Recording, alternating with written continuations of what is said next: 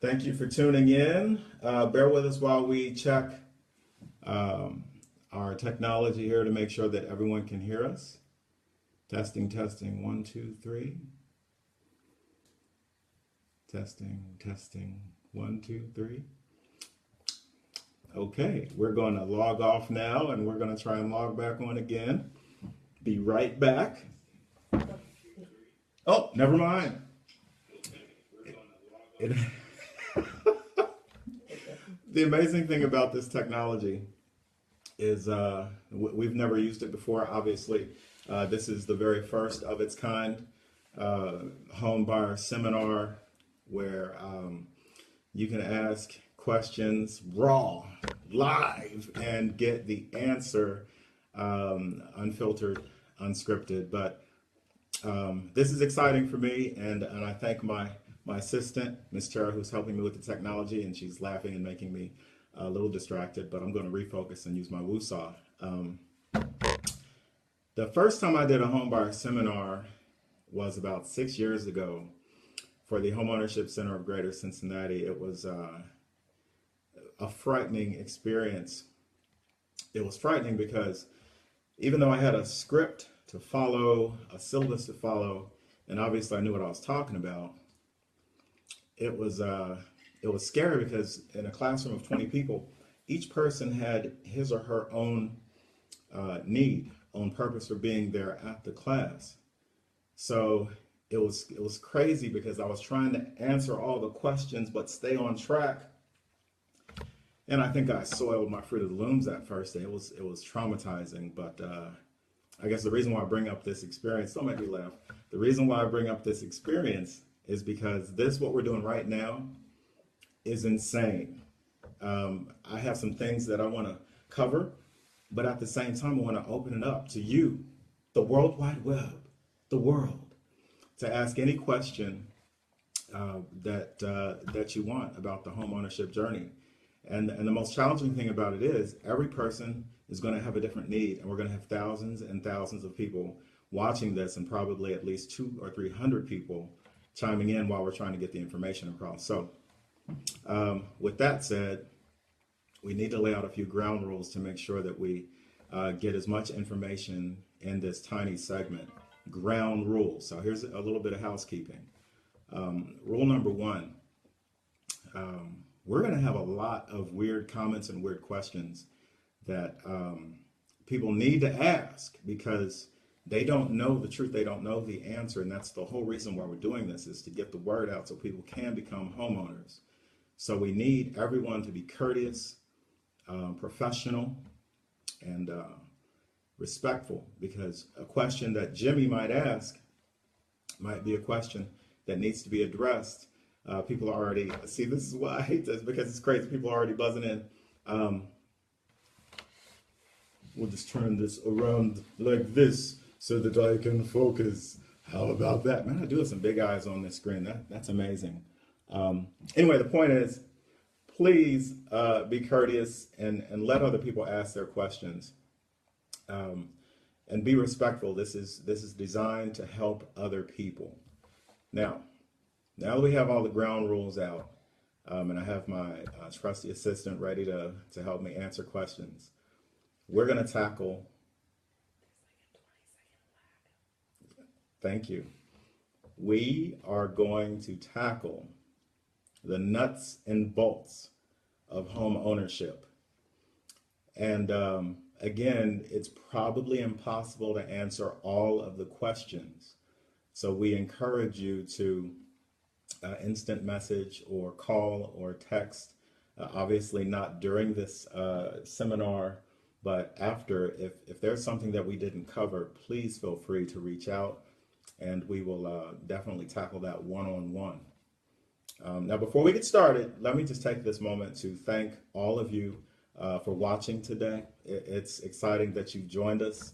And thank you for 15 or 16 years of incredible warmth and support. I don't think we could be here right now if it weren't for your professional and your personal support. So before we get started, just let me send a shout out to all of you and thank all of you for being the most important part of our team. Now, let's jump right into this as I sip my smelly cat tea. How do you become a homeowner? Well, it's very difficult if you don't have this information that we're going to give you.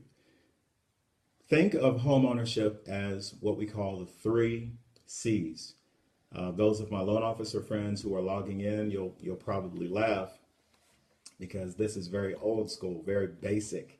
Talking 1990, 2000 loan officer 101. But for those who aren't loan officers, I really need you to understand that the 3 C's are the nuts and bolts of buying a home. Now, what are the 3 C's? Well, what's JB talking about as a rap group? The 3 C's are credit, capacity, and collateral. Say it with us. Credit, capacity, and collateral. Now, we're going to devote the majority of this session talking about credit. And I'm going to probably drink something stronger than tea while we're talking about the credit part. But we really need to understand the other 2 parts, because a lot of times people get it confused. They are trying to buy a house and they have like 800 credit scores, and they're thinking, man, I should be able to purchase a home. But what about the other C's? You might have great credit, but what about your capacity and what about your collateral? Sometimes a client might have great collateral, like $1 billion bank account, and can't purchase a home. Well, your collateral is great, buy me a car, but you ain't getting a house. You have to have all 3, credit, capacity, and collateral. So because credit is the most important part, we're going to talk about that last. Let's talk about capacity. For those of you who have come to my office located at 130 Tri-County Parkway in the heart of Tri-County, right by Benihana's. Again, that's 130 Tri-County Parkway. For those of you who have come to my office, you know that I have, it's in the Kroger building. I'm on the 1st floor, but if you want to get a nice view of the Pokemon stops in Springdale and Tri-County, you can go to the 3rd floor, the 4th floor. And in doing that, you have to get on the elevator. So sometimes when I'm, in between calls and want to take a break, I'll hop on the elevator. And there are 2 elevators. One elevator is always messed up. The elevator, it's like a horror movie. It's like, how can I describe it? The doors aren't all the way shut. My assistant is killing me.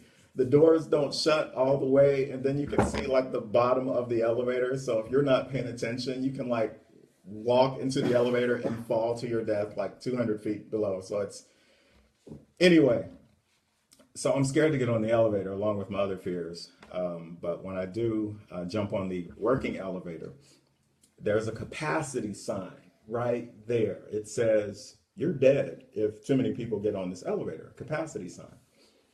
So when I get on the elevator, I'm nervous when all the little Krogerites get on the elevator with me because they just herd in. That's their thing. They just herd into the elevator one by one, shoulder to shoulder, and I'm freaking out because I'm thinking this elevator won't hold us.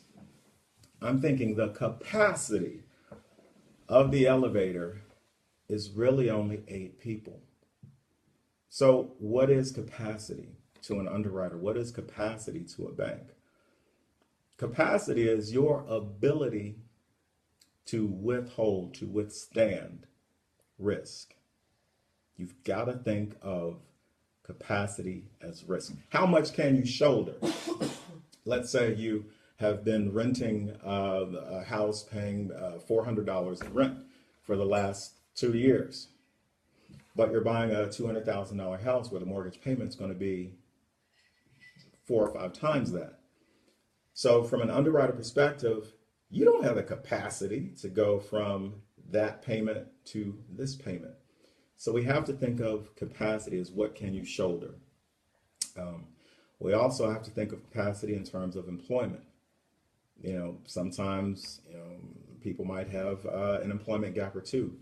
Please don't think, hey, Chandra, please don't think that's the end of the world. Just because you have an employment gap, it's certainly not the end of the world. But at the same time, if you just start your employment after several months of unemployment, you don't have the capacity to pay a mortgage. You don't. So it's going to be important that you talk with a trained mortgage professional and make sure that you design your loan application to show your true capacity. Hey, Mary! I have some clients who are just out of college. They jumped right out of college into a really nice job, but they fail to mention the fact that they spent 4 years in college killing themselves, eating ramen noodles and studying until 2 o'clock in the morning. Well, see, that's a job, dude. That's a real job, being in school, going through that. And we put that on the loan application. Why not? That shows your capacity. It shows you're not a loan risk. All right. So capacity is designing a picture so that an underwriter believes you are capable of repaying the mortgage. So don't blame the underwriter, blame how you designed your capacity. So we have to work together to make sure that that looks great. I know that we have 2 or 3 people who just chimed in, and I know they're going to ask very specific questions. So I'm going to pause for just one moment and get something so that, hey, Pam. Okay, so can all of you hear? It looks like we have some connectivity issues. We're good? All right, so we're going to take a 25-second break. I'm going to Usain Bolt dash that way, grab something for a person because I know they're going to ask a question. Then I'll be right back. Okay, here I go. Usain Bolt, here we go.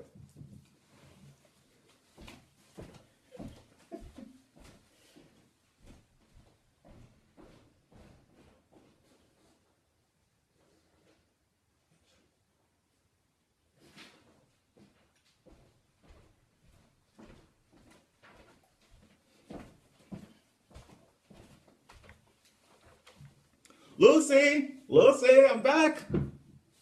All right. So capacity. Yeah, it sounds like, okay, everyone can hear. Great. Thank you, Mr. Matthews. Can everyone else hear? Okay, so capacity. Capacity, one of the 3 C's. Collateral. Now, you probably can already guess what collateral means. Basically, it's your money. You gotta have money to buy a house. Now, I know that sounds bizarre coming from JB, Mr. Grant Money Guru. I mean, you see these signs like everywhere. I love grant money. But let me tell you this. Do not even think about buying a house if you don't have money. Let's just get that right out in the open. If your refrigerator breaks, you still have to pay that $200 or $100 deductible. If your HVAC goes out, you still need money. Housewarming party, come on, you need money for the housewarming party. So bottom line is do not think you can buy a house with no money in your bank account.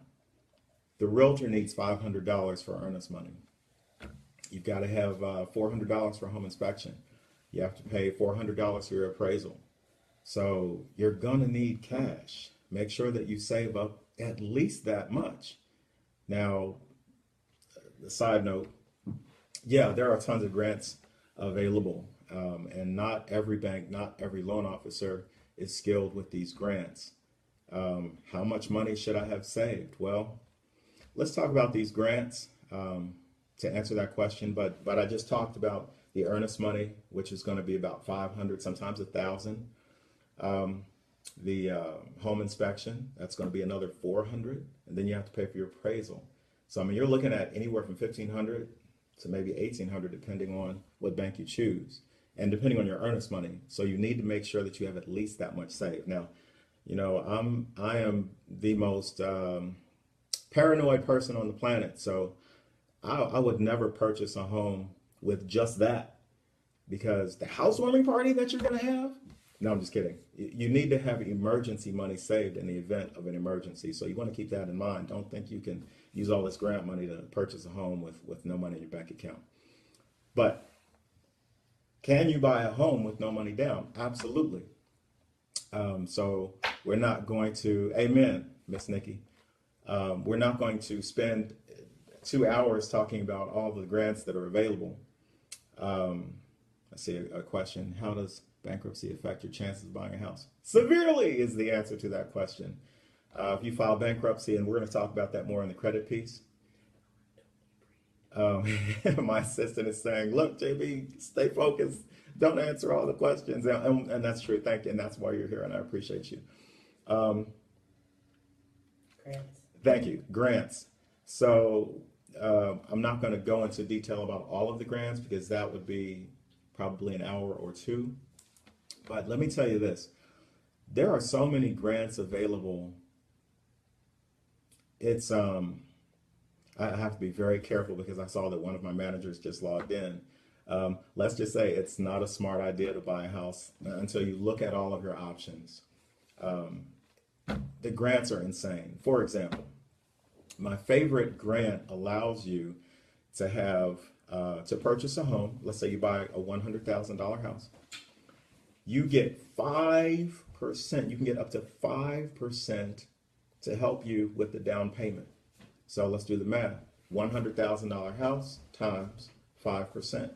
So you get $5,000, up to $5,000 to buy the house. Now, I know that some of my colleagues love the Welcome Home grant. The Welcome Home grant gives you $5,000 too, but it's very seasonal and very fickle. It's literally like waiting in line 10 minutes before a restaurant closes. I mean, it's a great grant too, but this grant that I love called Ohio Bond, it'll give you up to 5% and it is not seasonal. And there are no area restrictions. So you could buy a house in Lima, you could buy a house in Anderson, you can buy a house out here in Springfield Township. You can buy a house anywhere in Ohio as long as you qualify. Now, how much do you need credit score wise to qualify? We're going to talk about that a little bit later. But yes, that is a very credit specific grant. You have to have a 660 credit score for that grant. Now that's the main grant, Ohio Bond, but it umbrellas into several other grants that we really want to talk about just a little bit so you can spread the word and tell other people these funds are available. There's a grant that, quite frankly, has been around for about 10 or 11 years, and I kick myself for not learning about it earlier. The grant is called MCC, Mortgage Credit Certificate. Yes, ma'am. 660. Mortgage Credit Certificate. It allows you to get that 5% for the down payment, but it allows you. Are you sitting down? Are you guys sitting down? I can see you. You have to sit down for this. This is crazy. Not only do you get the money for the down payment, but you get a first-time buyer tax credit, not once, but every year that you're in the home. So let's just do the math. If you buy, let's say, for example, a $150,000 house. I'm a Cincinnati public graduate, so I'm not going to try and do that one in my head, but I think it's 7,500. 7,500. Very good, JB. All right, so you get $7,500 if you buy that home. But every year that you own the home, oh, it looks like we need to adjust the Wi-Fi. Are we still good, Coach? Okay. So every year that you are in the home, you get back approximately $1,200 as a tax credit every year. Did you hear me? You get $5,000 for your down payment. I'm sorry, $7,500 for your down payment on a $150,000 house. And you also get every year $1,200, a tax credit for $1,200. Now, I don't know about you, but to me, that sounds like I'm being paid to buy a house. And that's basically what it is. So when people ask me, hey, JB, I'm thinking about buying a house, I always feel obligated to tell them about the MCC. Because not only does it give you money up front, but it keeps repeating that love every year. So it is a great opportunity to purchase a home. It's called MCC, Mortgage Credit Certificate, and I can almost guarantee you that not many loan officers want to play with the program, but we love you here at Tri-County Equity Resources, located at 130 Tri-County Parkway, where we are experts on that grant. So anyway, that's one branch of the Ohio Bond. The other grant that I love is called the Ohio Hero. We love our nurses, our doctors, our policemen, our firemen, veterans. So if you qualify as a hero, you get not only that money that we talked about. Yeah. Nikki, stop it. You're making me laugh. Not only do you get that special money, and not only do you get the MCC, but you get a lower interest rate because you are a hero. So hear me and hear me well. That's right. If you're a nurse, you get the hero grant as long as you credit qualify. Now, there are income caps, of course. I mean, you can't make like $1 billion. And we're not going to go through the income cap guidelines, but they're crazy. I mean, I have clients working at P&G getting this grant. I had a client who just closed, who's probably watching.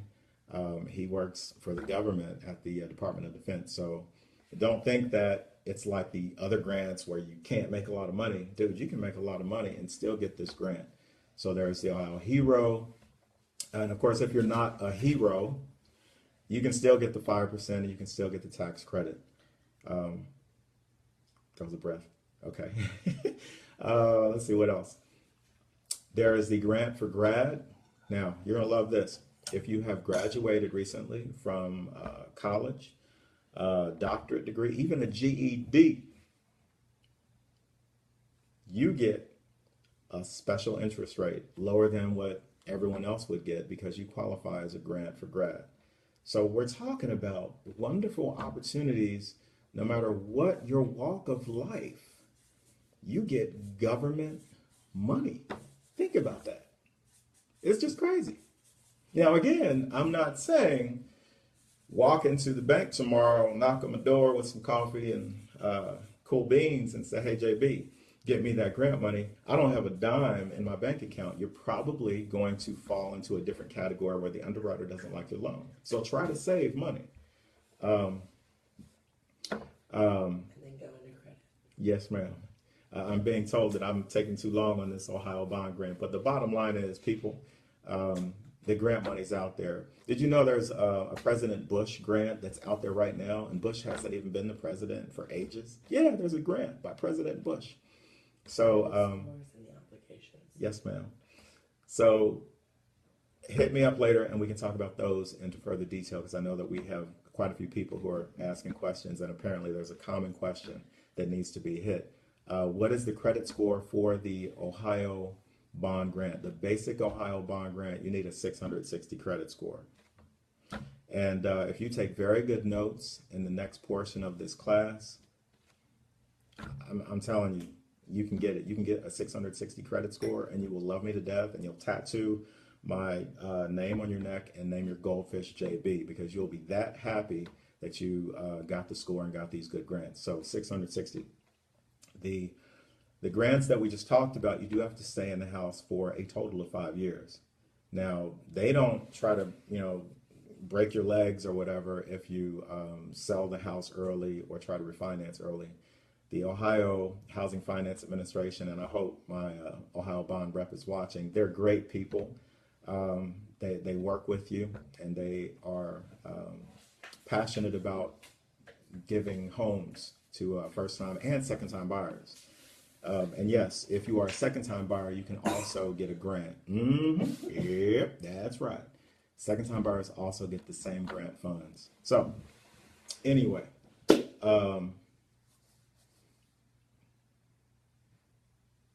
okay, so we're gonna stop talking about the grants and the collateral. For an FHA loan, all you need is 3.5%, and all of these grants give you more than you need.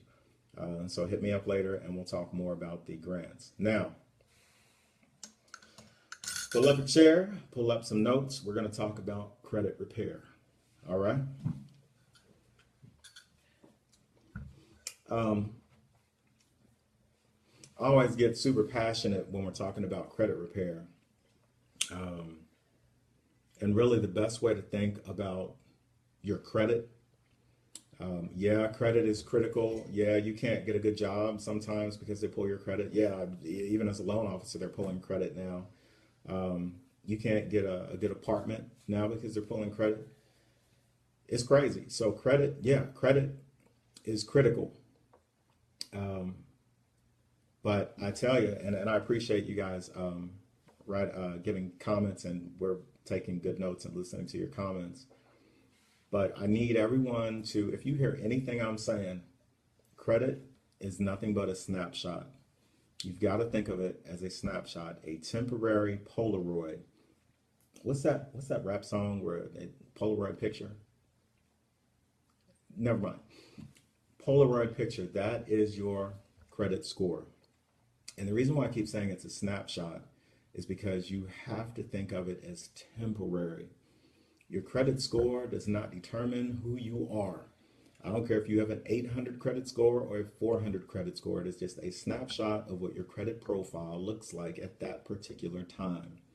So the moral of the story, I see some people have the video that's cut off, but my Andre 3000, thank you. Love Danielle. Thank you, Nikki. Shake it like a Polaroid picture. That was probably a very bad example to use, but you get my point. Your credit is going to evolve. Your credit is going to change. So what you need to do is think of your goal first. What is my particular goal? And then focus on that goal and remember that your credit is a snapshot. Now, that's probably not sinking in yet, but it will by the time we're done talking about credit. True story. Once upon a time, there was this bald guy. He had a really cool goatee that he was trying to grow, and he was a really sweet guy, and he fell into really hard times. He had a 750 credit score when he was married. He got a divorce, and we won't go into that because then we'll definitely drink something else. He got a divorce, and his credit fell to like a 600 credit score. It was bad. It was horrible. And he lost his home in the divorce, and he decided to focus on a goal. The credit score did not reflect who he was. He focused on the goal. So he utilized basic principles of credit repair like that you see here. And we're going to talk about this, and we're going to show you how to make your snapshot brilliant. How do you make your snapshot brilliant? Well, the very first thing is payment history. Payment history accounts for 35% of your actual credit score. 35%. So I know this sounds elementary, paying your bills on time, but it's true. You got to pay the bills on time. Just today, there was a client, one of my favorite realtors had me call again. I talked to the guy maybe 6 months ago. Had 740, 750 credit scores, and now the credit scores are 600. Now, why? Why did the credit scores drop? Because a couple bills weren't paid on time. I mean, just a couple of months. So what you have to do, you have to focus on paying your bills on time. One small mistake can completely kill your dream or push it further away. Okay? But again, just because you miss a bill, that doesn't mean you're a bad person. It just means that your snapshot at that particular time is not going to be a 700 because you're not paying your bill perfectly. Amen, Miss Lisa. Amen. Preach. Okay, so payment history accounts for 35% of your credit. Now, amounts owed. This is the most brilliant information ever on the planet.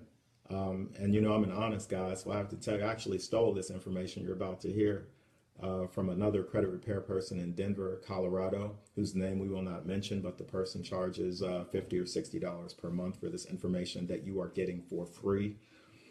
But anyway, 30% of your score accounts for the amount that you owe. So listen very carefully. How did I get my credit up so fast? Amounts owed. Now we call this utilization ratio. Utilization ratio. you have a credit card, for example, Commerce Bank credit card, not to be specific, horrible customer service, I might add. So you max out that credit card because you're living on that credit card for whatever reason, dog died, death in the family, lose your job, whatever. Your credit is going to suffer. It's going to, it's just shot. Let me see if I can illustrate this. I see some SCPA graduates joining us, so I know that you guys are visual like JB here, so let me show it to you a different way. Commerce Bank credit card, where you have a credit limit that is almost exceeded. So you have a credit limit of 500. Woo! But you have already maxed out your card where you owe $350. That's suicide. Your snapshot is going to be rather horrible because that is maxing out a card. Now, I know that there's a rumor or whatever saying, you know, pay your crap down to 20%, pay it down 25%. Okay, great, whatever. But let me show you some magic. And I'm a living witness to this, and I have closed more loans probably than anyone. Oh, she says write backwards. No, I used to be able to write backwards. This is a 500, so 500 and 350. Sorry, I'm not Al Roker. I can't do the backwards thing, so just live with it. Anyway, here's the trick. Did you know that if you pay this thing down to $1, if you pay it down to exactly $1, there's a likelihood that it would be reported faster. Yes, thank you, credit repair people out in Denver, Colorado. I'm stealing your stuff. It works very quickly because there's a glitch in the credit reporting system whereby they feel obligated to report quickly. So pay it down to $1. Yeah, that's right. Pay it down to $1 and your credit will blossom. Keep it down as low as possible, but $1 will do wonderful things. So credit utilization is the key. You know, it accounts for 30% of your credit, but to me, I mean, I have many clients who have a 630 credit score, and I tell them that, and then they have a 660 in like 2 months. Now, that's going to vary depending on your overall credit profile. So make sure that you keep your balances down as low as possible. I'm looking at my notes here, and I did forget to mention one other thing with payment history. Your credit report actually has 3 columns. And I'm not going to spend 80 hours talking about credit reports and how to read them, but when you look at your credit report, the 3rd column is the most important column. It is the most recent reported date, most recently reported date. And that is what I mean by a snapshot. So let's say you had a blockbuster video collection from the year 2010 because you really like Kill Bill and Kill Bill 2, which are good choices. Yes, $1. Miss Simmons, pay that crap down to $1. Thank you, Miss Leathers. But if it happened in the past, years and years and years and years and years ago, a lot of people are really shocked when they pay that collection in the year 2016 and the credit goes down. Now, why does the credit go down? It's because your credit is a snapshot. Yeah, your credit is a snapshot. You already paid the price for that collection many years ago. So the minute you bring it up again in the year 2016 because you want to be a Boy Scout, your credit could drop because of that column on your credit report, most recent report date. Did you know that FHA actually has a rule regarding collections where you don't have to pay medical collections? Now, I'm not saying be irresponsible and just walk into an ER and grab a bunch of drugs and don't pay your bill. I'm not saying that. Be responsible, but you don't have to pay medical collections. So why would you bring up something from the past and try and pay it off? It's only going to hurt your score and it's not helping you get a house. Did you know that FHA has a rule regarding collections where you can have collections up to $2,000. You don't have to pay them. So don't worry about the collections. Worry about this other stuff, getting your credit utilization down low, using your credit cards wisely. Let's focus on that. Don't try to pay collections thinking it's going to help you. It 9 times out of 10 brings your score down. Again, because it's a snapshot. That most recent report date is everything. The example that I use in our equity resource homebuyer seminars, true story. If you walk into my office, you'll see that I have an exercise bench in one of the rooms, and it looks like I use it regularly. Well, today, an older gentleman came in to get pre-approved, and he saw, yeah, seriously, it's really true. He saw that I had a little ab bench, and he said, "Oh, wow, yeah, you look like you're in great shape. Yeah, you must work out a lot." Man, I got that thing in there because I don't have room here. I don't use that ab bench at all. I don't. In fact, I'll probably give it to somebody as a housewarming gift. I don't use it. But because it's there and because it looks good, that guy thought of me in a different way. Just because of the snapshot. Because I gave a portrayal as this perfectly fit person who's a health nut. And I think that's what I'm trying to explain to you. You don't have to be perfect. You don't have to be a person who has an 850 credit score and drinks 1 glass of milk per day and arranges the vegetables and the meats and the fruits on the saucer perfectly. That's nonsense. You just need a good snapshot. So utilize these principles. Pay your bills on time. Keep your credit balance as low as possible, especially when you're trying to buy a house and you want these grants because you do need a 660. Keep those balances as low as possible. Okay, so sorry to go back to the first thing, but I wanted to make sure that I hit that point. All right, length of credit history. Length of credit history. It's good to have your credit cards alive for a period of time because it shows that you had a relationship with that particular vendor. Excellent example. I have had a Macy's credit card that I was an authorized user on. Now, we're not going to go into distracting details about what happened. I see my videographer laughing, and we're not going to talk about that. It is a funny story, which if you really want to know, it's hilarious, and I'll tell you later. But long story short, I was a co-authorized user on an account that I didn't know existed, and thanks to Credit Karma, and yeah, download Credit Karma. We'll talk about that when we adjourn. Thanks to Credit Karma showed me that I had a Macy's balance that was just posted very recently. And I thought, I don't even go to Macy's. I hate department stores. So how did I get a Macy's debt? Well, a certain person who does have that card now used it to buy whatever, and that's great and that's wonderful, but it affected my credit. I now had a utilization ratio that affected my score. So what do you think I did? Yep, I called Macy's and I said, you guys better get my name off of this card like ASAP. And I did that without being a loan officer. I did that being a hothead. Yeah, I was dumb. I just, got that Macy's card removed from my neck. And in doing that, my credit score dropped. That's right, my score dropped. Because that Macy's card had been alive for so long, I cut off that relationship. Think about it. If you have a relationship with a friend for a long period of time, there's a spider over there. If you have a relationship with a friend for a long period of time, that looks great. You've known that friend for 10 years and you've been best buddies and you're working together to have a great relationship. Now, when you look at that compared to a guy who has a relationship with a friend for only 2 weeks, it's not as strong. Yep, that's right.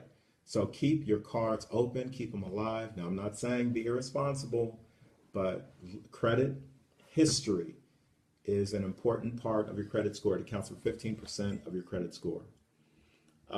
New credit accounts, yep, that's right, Miss Bing.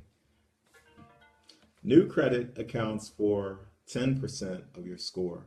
So those of you who are interested in buying a house, that's great. You're going to see your score rocket because you want to have a blend of things on your credit report. You want to have installment loan. You want to have that Best Buy. You might want to have a very reasonable car payment on your credit.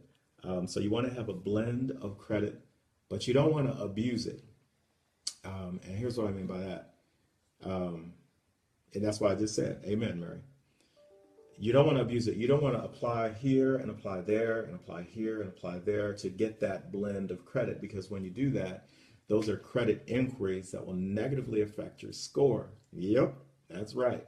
That's why your score dropped when you went to JD Byrider and went to the other place, because they pulled your credit. So when you have unnecessary credit inquiries, that pulls your score down. That's why I'm such a big fan of Credit Karma. And no, they're not paying me in any way, shape, or form for this endorsement. But I mean, I got my stuff together using Credit Karma. I went from the 740 to 600 back to the 700 simply by being a fanatic, watching my Credit Karma every Sunday night. Literally, every Sunday night at midnight, I would whip out my phone, beat certain people at words with friends who are watching, and beat other people very miserably, just beat them up with the chess with friends. Yep, I see you. So I'd look at my Credit Karma and it would tell me how I'm doing. It would tell me if I've been a good boy for the week, or if I've been careless. So get that app. That's right. I see a lot of other people are chiming in saying that they use Credit Karma. It's free. It is a little annoying because they have those stupid ads that go across the screen, but it is very helpful. And if you are interested in getting help with the credit repair that I do, play back this video and then download Credit Karma and you'll get there. The last thing, which I kind of talked about here in the last couple minutes, you want to have a blend of different types of credit. A mortgage is the best thing that you could ever have on a credit report, and ultimately that's the goal. We want to make sure that all of you understand the 3 C's, the credit, capacity, and the collateral. We want to make sure that you understand, thank you, Brother Fuqua, I appreciate it. We want to make sure that you understand that homeownership is attainable. It's for you. And I mean, right now, especially right now, no, we're not going to get political. But right now, everyone needs to at least try, at least start the homeownership journey. And we're going to have different people in different places along the journey. And that's the main reason why we're sending this video out to you right now for free. So if you want or need more information about homeownership, please don't call me tonight, because tonight I'm relaxing. But starting tomorrow, let's just make it a goal. Let's get that house. Let's apply all of these principles of credit repair, of grant money. Let's apply all this information and reach that goal. I'm a living witness that you can fall. You can fall hard. You can have crappy credit because you fell on hard times, and you can apply all this information and be a homeowner again. So again, thank you guys for all of your support, supporting my business personally and professionally. Thank you to my videographer and friend who's helping me stay on track and right on time, I see. Again, if you guys have any other questions or any needs, definitely. And oh, it's still going. It said trying to reconnect. Just black screen, just crazy. But thank you again for all of your support. And if you need anything at all, just give me a buzz, 513-518-6318. We're going to try to do these seminars on a regular basis so that we get the word out to the community. This is our way of thanking you for all of your continued business and support. So give yourselves a pat on the back. Thank you for being a part of all of this. So thanks again. Have a